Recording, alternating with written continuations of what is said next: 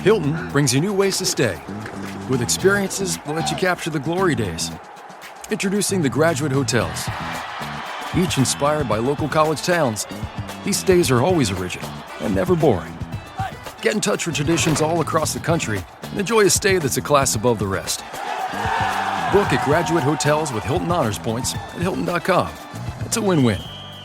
Hilton, for the stay.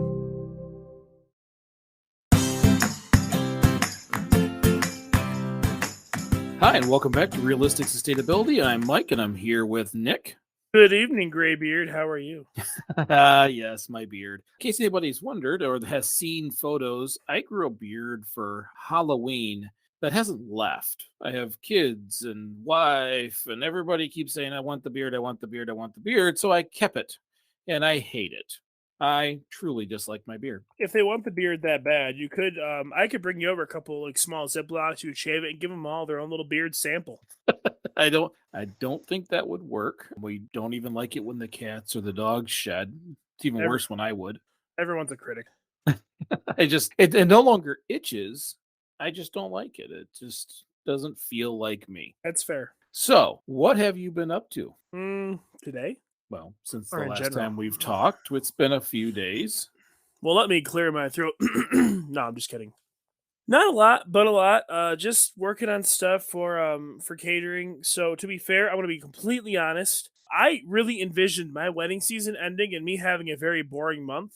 Like I thought majority of December and January were just going to be like a vacation. I didn't think there'd be much to do. I was wrong. It seems that everyone under the sun is interested in me catering their Christmas. And notice I said interested because they don't want to pay me to do it. They just want me to do it. So people will contact me, want me to cater their family Christmas, which is of course awesome, and I'm touched and honored to do it. And then they don't return phone calls, which makes me sad.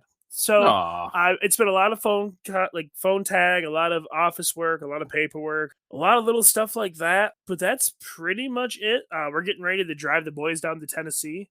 Or we're going to Cincinnati, Ohio, and then their dad's going to meet us there. But we're going to do that tomorrow. So tomorrow's going to be a long day on the road. Yeah, I mean, and then the normal job work. That's about it. I'm super excited.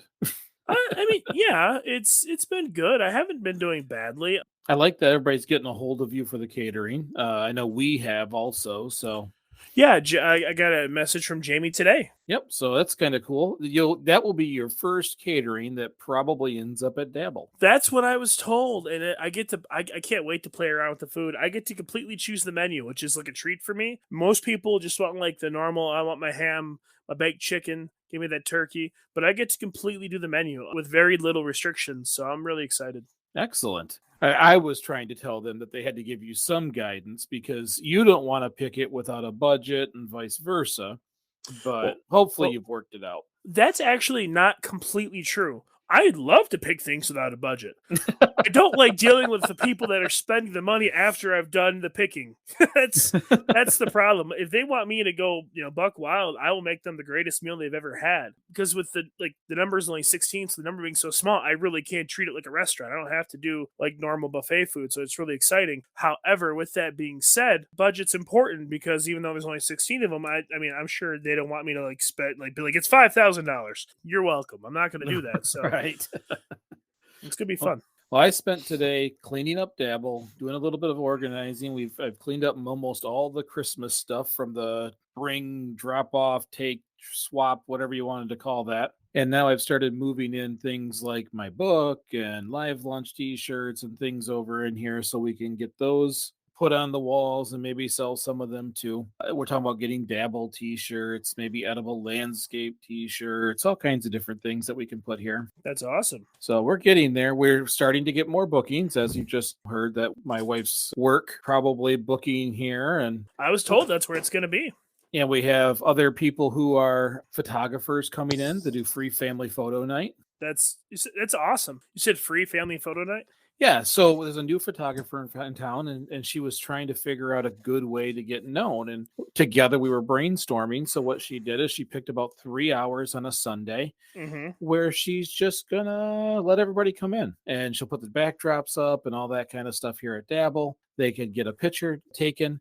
And then if they like that, they can purchase the digital, so they can have more made, or they can actually schedule a future event where they can just get all their pictures done. But in the meantime, everybody who shows up, free family photo. That's awesome. So that was kind of a cool setup. I think I like that. And everybody loves free, and it's a great way to market and advertise, and it's a good use of the space. Well, it is. And just to help plug your building, what do you charge to rent Dabble? Dabble it's dependent upon the day. The cheapest rent that you can find is Monday, Tuesday, Wednesday. It's $15 an hour. If you rent for the whole day, it's $140 Okay, so then with photographer in perspective, what day is she looking to do it on? on Sunday. Okay, so what's the rental for Sunday per hour? It is $20. And how many hours does she want it? 3. So that's like $60. I Mhm. assume she's paying for that. Of 'Cause course, yeah. That's like the cheapest marketing any small business owner can really do.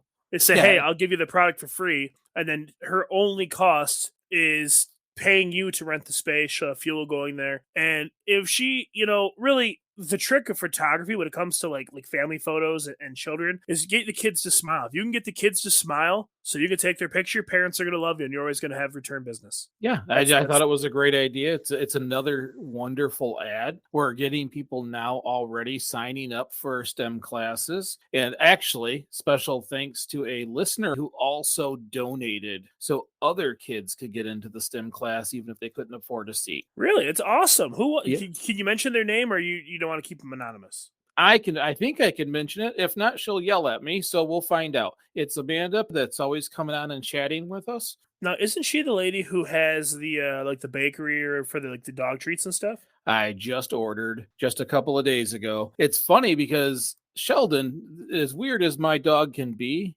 he does like his treats. And if I lay hers down next to any of the other ones, it's that one that he'll take every single time. So I had to order more. I mean, she's doing a good job. Yeah, it's an actual bakery. It's pretty fantastic. So Well, that's awesome. And I'm here to tell you, when it comes to dogs, you think that a dog just likes to eat. Well, that could be very true. But my dog, especially, who is a little high anxiety, but she's pretty prissy. Like my dog, is annoying as she is, and is all over the place as her personality is. She really just loves food and she loves attention, but she loves things the way she wants them. So if you give her something she doesn't like, she'll pick it up and she'll lick it, and then she'll put it right in front of you and look at you like, "Are you serious?" And if I look at her and say, "Gypsy, eat it," she will. She'll look me dead straight in the face with the most disgusted dog look and chomp it down, and then wait for something better. I only say that because there are certain dog treats she won't eat. There's a dog bakery in Bertrand that she doesn't like anything from at all. well, you need to try this one. It's Howl About It Bakery in Howell. There's a website. Google it. You'll find dog treats all over the place and toys and other stuff there too. But I get primarily the treats because it's one of those things that Sheldon just loves. So That's awesome. So, anyways, let's take a look at what we're going to talk about today. This week, I want to talk about sustainability and home prices, how it can help and hurt when you start looking at these two categories. Home pricing does a lot of things that a lot of people don't necessarily realize. We're usually excited when our value of our home goes up because we've earned that value. We're very disappointed when it goes down. Yeah, and I see your face. I say earned that value because you've maintained your payment long enough for the value to go up. Okay, so you didn't actually earn it at all. You did your job at paying your debt, and that means that you earned your home, you purchased it. But and correct me if I'm wrong, but isn't a huge factor in the pricing of houses, like a prospective house, is the fluctuation of the prices of the home selling around it? Yeah, actually, and I built a deck at the world's worst time. Okay, You so sure did. I did. I built a COVID deck, which cost way more than a normal deck. You spent And- more on 4 beams than I probably spent on every vehicle I've owned. Continue. So it almost didn't move the price of my home. What did move the price of my home, though, was that all the surrounding homes in Durand sold for 35 to 45% more than they did in the past. So yes, you can earn a better price by really doing updates, but that is add a bathroom or something big. Paint isn't going to do it. Flooring can in certain rooms. My hardwood floors in my kitchen sold that house to me. That wide open floor plan with the hardwood floors is what sold it to me. It's because it's beautiful, but I still don't agree with the term earn. I understand you got to spend money to make money, but like if you're, I'm never going to understand this. I'm always going to be in the closet. That I want people to understand what I mean. Understand this. It's not that I'm completely ignorant and can't comprehend the housing market. I just think it's imbecilic and ridiculous. With that being said, let's move on. Sure. Well, the reason why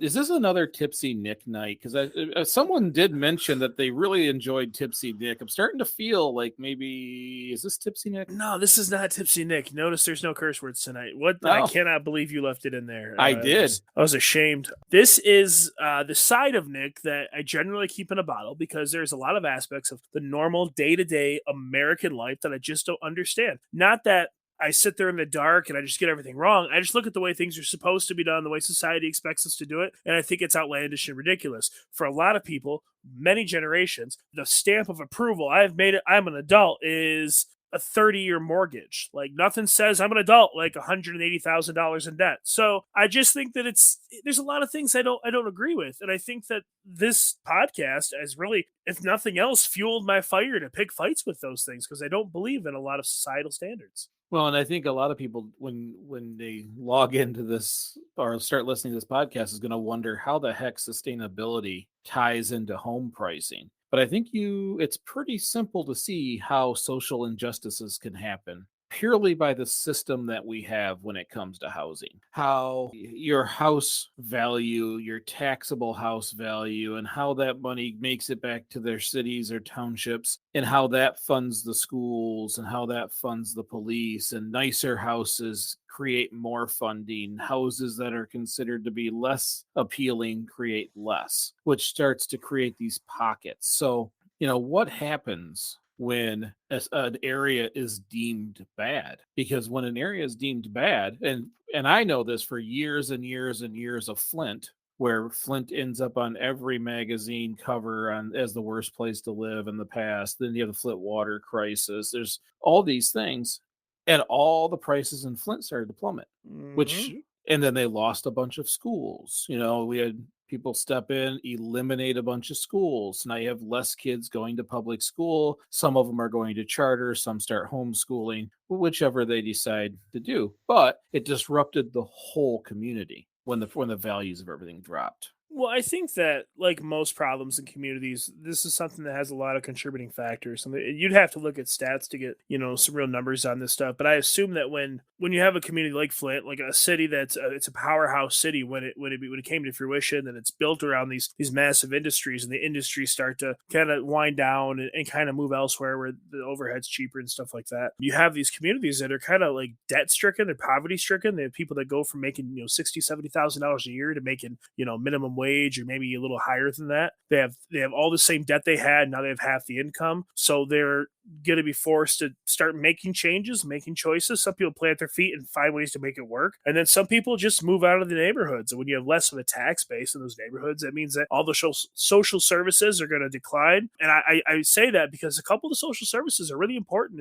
It's been proven that adequate policing in big cities is what influences. It is a huge deciding factor in bringing new business to those communities. You have new business in the communities, you have more people in there, more tax base. Like there's a lot of things that contribute to it. And if it's one of the things where if you take a maze and you start punching holes in the walls, and it's just a bunch of bricks. Take a community and start taking little pillars out of the community. Next thing you know, you just got a bunch of people living there, and it's not a good place to raise your kids anymore. It just goes downhill. It's one of those things where debt and hardship create desperation, and if no one steps in to really like help, then it almost never gets better. I'm sorry I went on a rant, but like it breaks my heart to see this kind of stuff. And it's not just Flint. Flint's what we're close to, but Saginaw's no different. Yeah, I mean, there's cities all over the nation and even all over the world. I always tell this story that when I teach STEM and I'm on the north end of Flint, there were times that we decided to create curriculum based on solar power.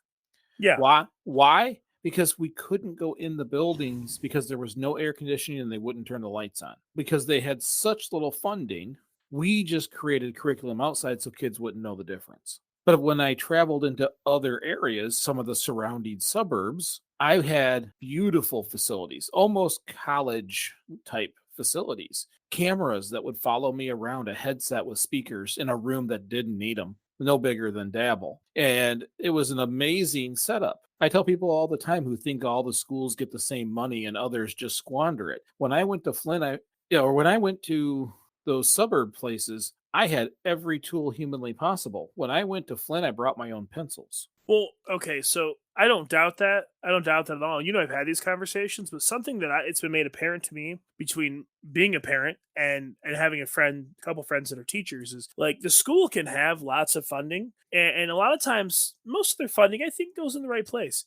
But even if a school has adequate funding, it still doesn't really cover all the costs of the small things. You talk about pencils or like how many times you had to send a box of Kleenex to school with your kids when they're younger. I mean, there's lots of things that schools, while maybe properly funded or funded to what the state says should be adequate, still can't afford. And these are simple things. These are things that like you would even expect a school not to be able to afford. But if you have to bring your own pencil, that says a lot. Well, I mean, think about this. So, let's say in certain communities, the schools are so bad they don't have the supplies, all these things are happening.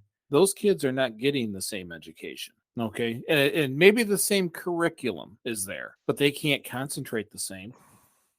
They're not under the same conditions. And what that does is create that social injustice. We have a family member who said all schools get the same amount of money, and I just started laughing. Well, I think that to some degree on paper, there's probably some stupid law or loophole that says that's right. But I'm sure that there are many aspects of it that might be true. But when you look at the whole picture, like things that make a difference, like I don't know, attendance, like how many different types of state tests that the kids have to take that just that help out towards funding, or even little things like, and I mean, okay, let's here's another thing. When we say funding, we need to be very specific. There are lots of different ways schools get funded. Every single one is unique to, or not unique, I'm sorry, specific to the prospective kids. We talked before about COVID and like the food assistance and how like if you didn't show up to take it, the school wouldn't get funded for it again. Right. The state's not just giving out free money; they're only going to give the money that they think the school needs. If school's got if it's a big school has a small tax bracket and they don't have enough kids, they're not going to get any funding. And as far as I'm aware, and because I don't know much, but didn't Flint used to have like 3 or 4 high schools? Now it's down to like one. Yeah, well, they closed when we had an emergency manager. Mm-hmm. They shut down nearly all of the schools. They Okay. shut down the vast majority of schools in the Flint area. There's only a couple of them left, mostly on the outskirts, and they opened a bunch of pay schools, private schools. Well, and this is the reason. This is the reason that I bring this up. Okay, so if you have a school, a standard high school is probably built to accommodate anywhere from 400 to maybe 700 or 800 kids, depending on the size of your school district. Right? Like if they're big schools, my graduating class was 455 people. There's a big class for Montrose. If you have a school that's built to accommodate those many students, that many students, and then it's over the years goes down to only having a couple hundred in there,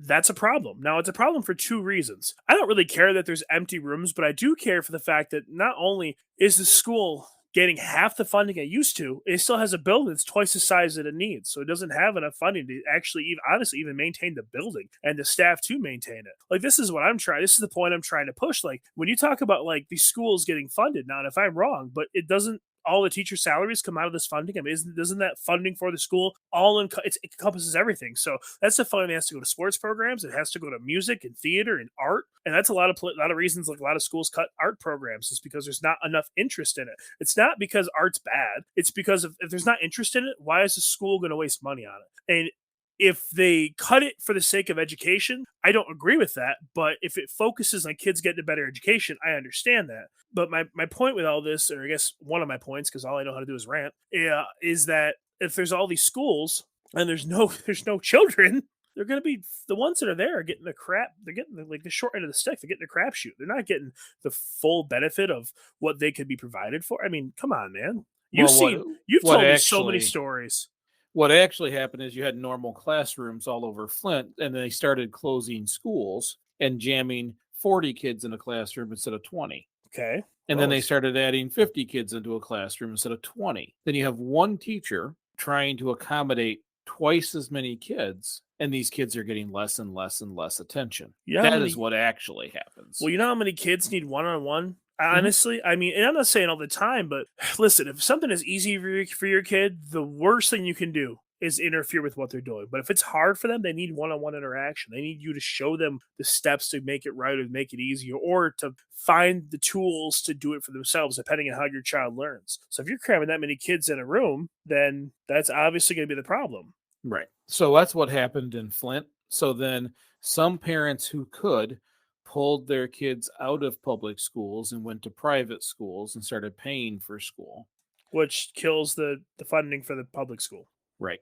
It does. I mean, it's Well, I then don't they know. started passing laws allowing you to get public funding for private schools. And it's just a game to try to move public funding into these private companies that own them. It is what it is. Because let's get off the schools for a minute, because it will get us going for the whole show. So there's other issues with housing, and I'm going to ask a question. When it comes to student loans, for example, what happens when there's a whole generation of people who can't buy a house? Oh, Lord have mercy. Mike, you think the housing conversation was going to be long? I will try to cliff note this. I don't, for starters, I don't think there is a solid argument to explain why a whole generation should buy a house. But I don't know. I think that there's too much student debt. I think there are too many schools that push 2-year, 3-year, 4-year programs and something that can be earned in 10 months. I think that you're talking about sustainability. I think that saddling up a bunch of young people with 10 to 15 up as high as 30, 40, $50,000 in debt before they actually find the field that they want to be in is it's very counterproductive to our youth. As someone who went to school for a number of years just to find out that he didn't have any interest in doing what he thought he wanted to do because he made an impetuous decision when he was younger, Mm-hmm. and ended up losing my income tax return for 5 years to pay those student loan off. I think that if you put a bunch of kids behind the 8 ball, they're going to spend the rest of their life pushing that boulder up the hill and they're never actually going to take the steps or the chances to make any real change for the benefit of themselves. I really believe that. I really believe when you put them behind the 8 ball, it kills hope and desire for creativity, and they lose that fire to go after what they want. I really believe that. Well, and so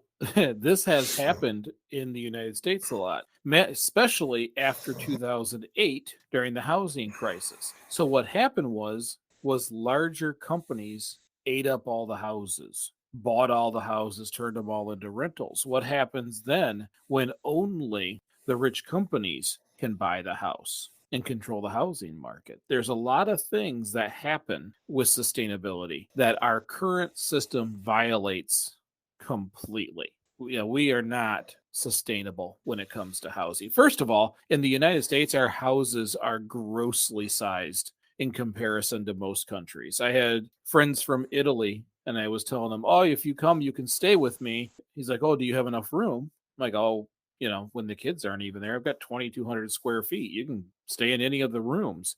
And they're like, "I'm sorry, what?" Like, that's a yard to some of them. And Well, a lot of the housing around the world is much smaller than the United States by far. of course it is. I mean, our entire culture is based on being a consumer and buy more and more and more. And so, what do you do with all the crap you have? You get a bigger place to hold it. I've told you this before. Heather and I have a house the size we do because we have too much junk. Yes, we have 3 children. That is absolutely true. But we live in a house that has 3 bedrooms upstairs, 3 bedrooms downstairs, a second living room, like a huge basement that we dubbed the library, and it's full of our junk. Like, with literally, if there's a square inch that's available, I've shoved an action figure in it. Like, there's so much stuff here. We don't need this space at all. Most of the time, especially when consumers are always around, I don't want this space. But it's part of the culture here. I'm not defending the culture. I'm just trying to use my own personal story as a reference to what I think the problem is. You go to other countries, not only do they not have this need or desire or even understanding for a house this big, they don't have all the, at least not as much of the crap peddled to them constantly. Oh, and going back to the student loan debt real quick, 1 second, I do want to add one thing to that. When I went to Baker, every quarter or semester, I don't remember what it was called there, this is the conversation I have financial aid. This is how much you get from grants. This is what your total needed for your tuition is. there's a deficit of $400. We'll give you $1,200. Mhm. We'll give you 16. They sold me a loan based on, you want some money? Right. Well, you're gonna need a laptop. You're gonna need pencils. They You're sold gonna me. Yeah, it Yeah. was that financial aid counselor might as well have been an interest sales. Yeah. Bill, now that I've said that, I'm done. Just cut me Okay. off. You just wanted to get that out there. Oh, it eats me alive. If Well, I and could go back in everybody time, I'd kick myself in the face. and everybody knows where I stand on it. I just think education shouldn't be something that should bury anyone. I think I am a completely different person because of partially my education. I really enjoyed learning as an adult, and I think that anybody should get that opportunity and it shouldn't handicap them. But what I've also found when watching this home pricing stuff is that it creates these massive divisions of wealth. That if you bought a house in a nice neighborhood and it goes up, you become more wealthy. But those who have a home in depressed areas or deprived areas are actually losing their wealth. That living there costs them more than their payment because the longer they're there, the more they lose their value. So what happens is you have this huge cycle, this cycle that happens over a long period of time. You can pick town A as it gets worse and worse and worse. And I don't mean worse because people are running around causing crime. I mean worse because housing prices continue to drop for one reason or another. Could be there's a factory sitting there that closed down and all the jobs left that area. That can happen too. So it gets to a point where all these people lose their value and either they bail out at whatever value they have left, or a lot of people lose it. They lose the home because of one reason or another. In comes the rich investment firms who start buying sections and pouring money into it because they only have to pour a fraction because they're getting everything at just a smaller taste of what they would anywhere else, which brings up those rates to the point where the people who do live there in these depressed areas that are still considered depressed right next to the really nice spot end up being priced out of where they live and have to leave. And then the cycle continues. It becomes a very nice place to live, and then it slowly comes back down the other side, and we go through these cycles. Well, one of the things that I've noticed, I don't know if I would have called it a cycle, but when you look at this average mortgage being anywhere from 15 to 30 years, it is like a generational cycle because it's not like something the average person does more than once in their life. Not for an extended period of time. I mean, lots of people do buy homes, wait till the market's up and sell them and flip them. I understand that, but Mhm. what I'm getting at is like I was talking about like GM and stuff like that, moving out of communities. There is a lot of people. I don't obviously have a number on it, but there's a lot of communities and a lot of people that moved out of these communities, 30, 40 years ago, where the people that were left in them, people that didn't sell, that kept, they were proud of their house, they worked hard to get it, and they grew old in those communities. Their property value is next to nothing. Not because I'm not saying that it's not worth something, but comparatively to a higher end neighborhood, only because there's too much property available in the area. Nothing's selling because no one wants to move in there. So you have all these houses that are for sale that have been for sale for years. And you know the neighborhoods I'm talking about, the ones where most of the houses have been gutted for people looting I mean the really bad areas of Flint when we were growing up. Like that you could buy. I remember a time where you could go into Flint, and this is probably, I'm 35, so I'd say 17 years ago. I was in my late teens. You could go into Flint in certain neighborhoods. They weren't big neighborhoods, but you could buy a big. I mean, these are big houses. These big, like these gorgeous 2-3 story homes with 5-6 bedrooms and stuff. And you could buy that, and the plot of land was on for a couple $1,000s. There's no value. Mhm. Well, and And it because you have this financial devastation. Most people scatter. The few stay. You have less services, less safety. there's no You tax base to pay them. Right. And then there becomes this lack of regulation. I mean, you get people all the time are like, "Oh, I hate going to Flint. There's trash everywhere." There's no people there. There's no one working there. There's no one helping there. They just expect the residents are going to do it all. There's already resident groups doing things in that area. But when there's no regulation, you end up with companies dumping toxic waste in places. You've got them dumping things in the river. There's food deserts. You can't even get decent food because there is no place there to get it. The grocery store moves out and your grocery store becomes the corner store. One of the things that I never realized about Flint until there was a Netflix like documentary series that was done a few years back that was really eye opening for me. It was in its heyday. City of Flint had over 1 million people living in it and working in it. and now it's like around 100,000. It's under So 100,000. well, it's definitely under now, but I mean, at the time of that airing of that show, it was 100,000. And when you look at that show and you look at those numbers, it kind of puts into perspective that if an area was big enough, and the city of Flint really is huge. Like, I mean, in terms of city parameters, it's big. If the city and township of Flint had one time had so many residents and is now down to less than 10% of what it held, that means that you have the remaining services, which are incredibly limited policing, incredibly limited fire. Like, we're talking like real limited to canvass this whole area. Like, if something happens, it's not that you can call 911. It's not that the officers they have aren't trying. They just can't get there in time. They're so far away. And I'm just trying to put perspective so people understand that it's not that these cities they're not without redemption. It's just they need help. There needs to be some changes. You can only do so much with what you have.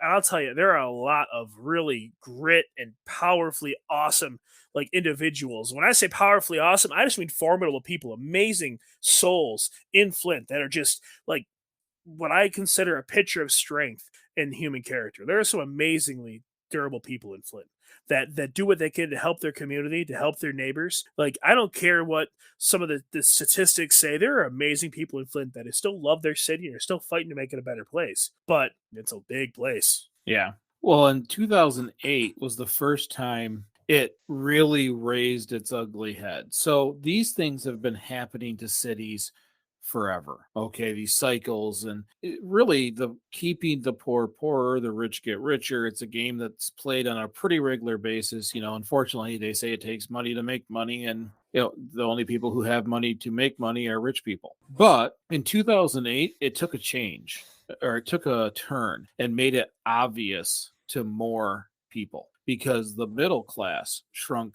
dramatically. The value in which everybody was buying all these homes. They were in a heyday. We were running through some great times. People were mortgaging their house and getting back $30, $40, $50,000 in cash because it's only going through the roof. And when the bottom of that fell out, all those promises made didn't hold water. And the middle class almost overnight evaporated. All that wealth that they held within their home was gone. They had a very high payment and no job to pay it. And that's what I was trying to get at when I was poking fun at you. Kept saying like earned blah blah blah because it's a house. Those numbers are manufactured. They're not real. It is a house. Mm-hmm. You can tell me it's worth based on what everything else is selling for. That with the potential you could get this for if it's sold. Okay, on paper I'm worth this much, but only if I sell the place I have to live. That's the only time you're worth anything. Yes, you can take a loan out against your house, but that's borrowing money. So you're not really worth anything. Well, you're worth the equity. So if you owe $50,000, but they consider the house worth $150,000, you have access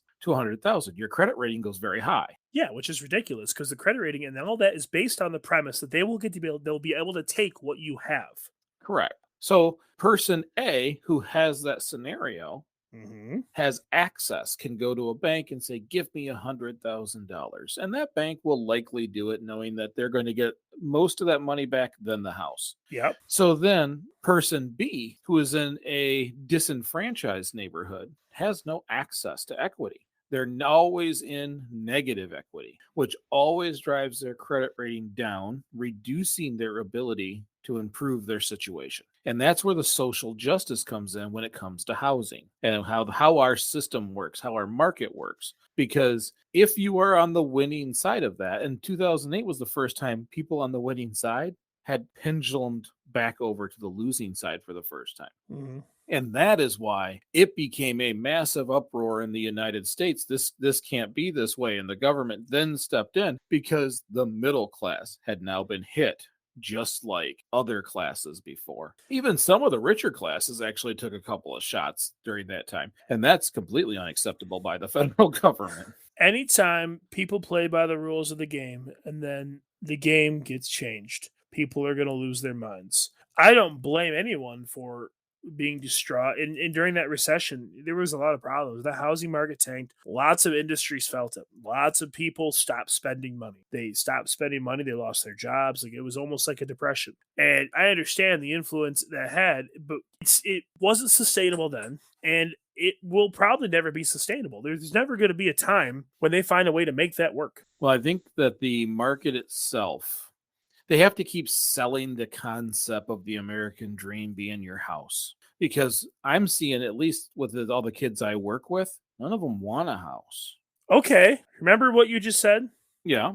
I want you to really think back. Do you remember, about 14 years ago, this little fat Armenian brother of yours was living with you, and you were lecturing him on getting his life together? And I was like, why do I even want a house? Just a bunch of bills. I don't want to have to mow my own lawn and owe taxes and stuff. And you looked at me cross-eyed, and you couldn't comprehend why I didn't I want it. couldn't. Well, I still don't.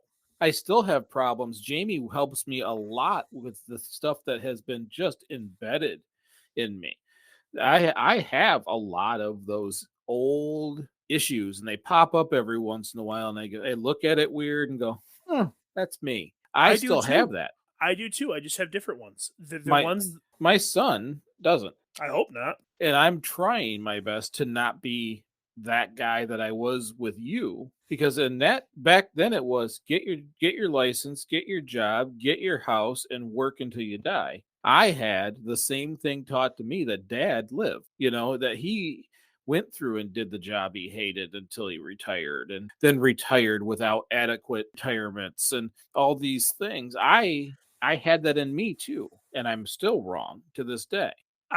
Me saying that I wasn't trying to like prove that you were wrong. Well, the point I was trying to prove is that there was aspects of our way of life that I just never understood, and that was how I started this conversation out, because I don't look at it as sustainable. I don't look at it as the acceptance as a person of a giant debt you got to pay back for 30 years as a way to live a productive life. Now, do you need a place to live? Yes. Do you do? As a human being who is not naturally built to survive winter, you need a place to live. You do. We need beds. We need power. We need things. But there's so much more to this life as a human, as an individual, as part of a bigger organism, because we are humans. That when you look at all that and then look at the American dream, I really think that you can pick and choose what your own American dream should be, and that old school one isn't sustainable. No, and it isn't. It is. And that's what one of the notes here. What happens if this trend continues? Because what they usually do is do some kind of redistribution of wealth, or send it to a segment of people to help them get homes, and it just kind of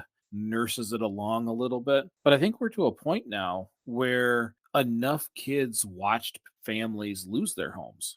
Enough kids. I mean, shoot, even Jamie is more to her, it's more important to have a experience than a thing. Well, I mean, but yeah, can you blame her? So when you were talking about 2008, when did the housing crash actually happen? What year? Well, it was 2008. Okay, Yeah. so if 2008, if you were 5 years old in 2008, you would be what, 18 now? Mm-hmm. So you watched your family go through this torment. You watched your family, who you could say what you want. Every parenting style is different, but in many cases, I'm sure you watched your parents come home from jobs and not sure if they were going to keep their jobs. Maybe your parents lost their job. Maybe you guys scraped. Maybe you guys had to move because you couldn't afford your house. Whatever the case may be, that made a dent. Mm-hmm. And I would hope that anyone that went through that went, I don't want to do that. I don't want that to be me. Well, and it's funny because you see all these my generation folks are older going, oh, these kids, they don't want nothing. They'd rather not work. They'd rather not do things. Well, we're just angry because we worked that whole time than things we didn't want to do. That is actually envy. Every generation says it about the generation that follows. Hard times create strong people. Strong people create good times. Good times create weak people. Weak people create bad times. Bad times create strong people. This is a cycle. This is the way it goes. Every generation wants to do better for the generation they spawn, their children, and then simultaneously complain about that because they're giving them a better life than they had. It's like this, I'm going to let you enjoy this great thing, but God, I'm going to guilt you for it. And it just goes around and around and around and around. And it's ridiculous, but I'm guilty of it. I complain to my kids all the time about how easy they have it. And then I embellish stories about when I was a kid to make my life sound like it was so much harder. Dude, our life was a dreamboat. Yes, was it perfect? No one's is. But like when I look at the grand scheme of things, of the great and the bad things that happened in my life, I had it way better than most kids. I really did. Yeah, and I look back at things that I created a lot of my own hardships. You like doing things the hard way, Mike. There was hardships, but I own those. Those were mine to begin with. I could have avoided those hardships, but I was me. We could talk about the name carved in the bench. We don't need to talk about any of that stuff. Yes, sir.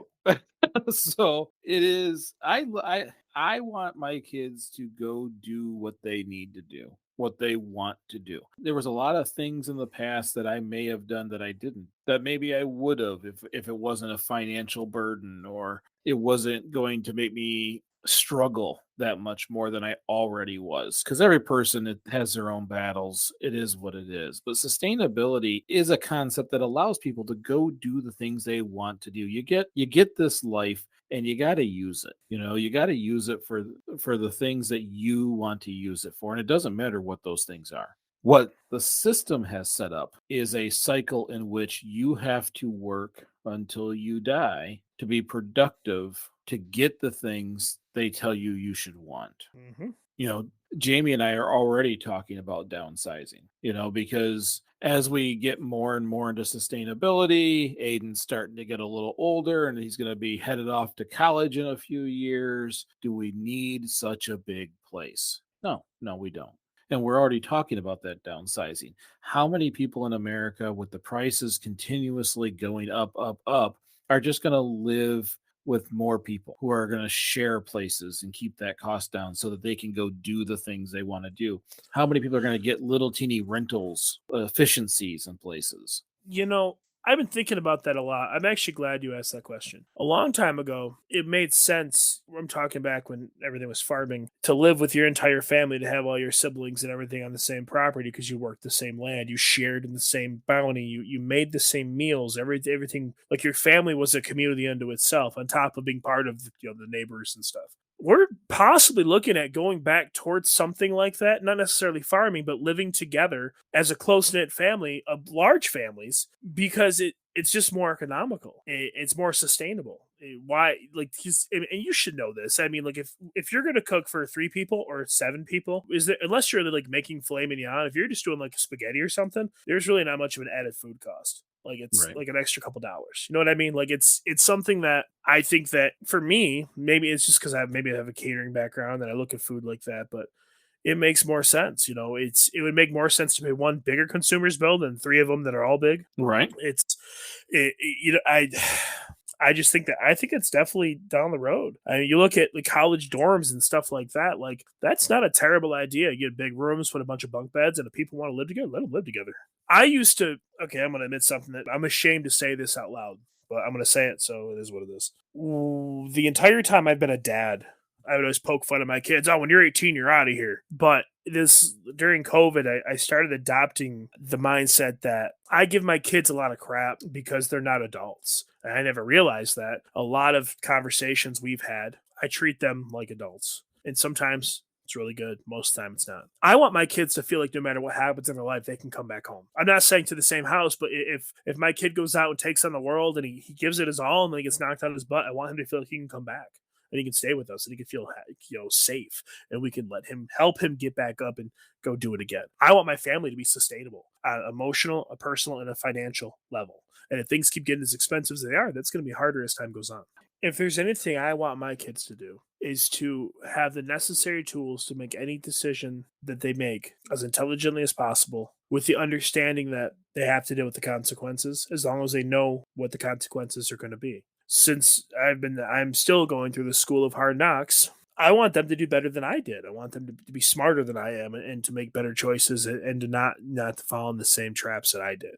Did you know there's a rule about when you buy a house, how much you're supposed to spend of your income on the payment? There is a wives' tale on everything. It's the same stupid idea that tells you how much you should spend in an engagement ring. If you ever heard that one, Well, that was actually made by the people who make the rings. But and I'm sure the first housing company created this. Continue. 28% is what they think that your house payment should be of your income. That's not real. You can't do that. The max they expect is you to spend 28% if you're buying it, 30% if you're renting it. Oh, because there's a 2% difference in those numbers. But the majority of Americans are over 37% of their Yeah, income goes to their house. I And I don't don't doubt mean that at like all. everything in the house, just the payment, Yeah, I don't doubt that at all. which House tells me that we have to get away from that house as the American dream thing to be sustainable. Well, that's part of it. Or grossly overvaluing things that don't actually have a value, like Because houses. income hasn't jumped the same as houses. Nope. So that makes it, in by itself, unsustainable. Yep. When people are not making more but having to spend more on a regular basis, that is not a sustainable system for capitalism. What will have to happen is that detachment, because I was taught house and car, get the nice house, get the nice car, fill it with random stuff, and you win. And it's not. I have quotes that I use all the time: "Be ashamed to die without scoring a win for humanity." And I think that's where it's supposed to be. I think we should be out helping each other. We should be out creating better systems for the people around us, helping those who need that help, either financially, physically, mentally, whatever it happens to be. I I agree with think that. fulfillment comes from that sense of unity and that sense of community, not from what can I buy. I think that when a person finds a responsibility they deem worthy to take on their shoulders, they find something to fight for, to work towards. And I do believe meaning of life is, the adoption of responsibility. I think when you choose to fight for someone else or something more important than yourself, you get a sense of fulfillment that no material object will ever give you. I tell people all the time, I know what mine is. You have to earn figuring out yours. Every person, when you ask what the meaning of life is, that's an internal question because it's your life. You create the meaning. Yeah, I mean, I agree with that. Well, that's all we have for this week. If you like this episode, share it with a friend or on social media. There's other ways to support realistic sustainability, and that's by becoming a monthly supporter or sustainer on our Anchor hosting site, which can be found on greeningyourlife.org, or you can just simply leave a 5-star review. We greatly appreciate those. It really helps us out. It gets more people so they can actually see that this show exists and maybe they give us a listen. And a lot of times it's your kind words that convinces them to give us a shot. So thank you. And remember, we're just trying to get a little bit better. Not everything we talk about creates a resolution, but the more we learn, the more we understand, and the better decisions we can make, we can get a little bit better each and every day. And when the time comes, it becomes a big bit. So thank you so much for listening. I'm Mike. And I'm Nick. And we will see you next week.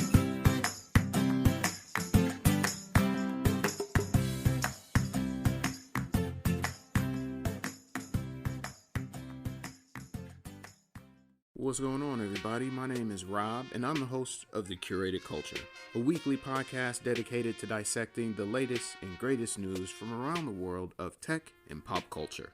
Now, we all know the internet can be a busy, noisy place, so let us calm that noise for you. Join us as we discuss the latest and greatest topics from the people and sources that matter most. Check us out every Thursday as we jump into fresh, original content, new interviews, and a host of other subjects that we know you'll find interesting. So jump into whatever your favorite podcast app is and search The Curated Culture. Make sure you subscribe to the show so you don't miss an episode. And in the meantime, we'll catch y'all on the air.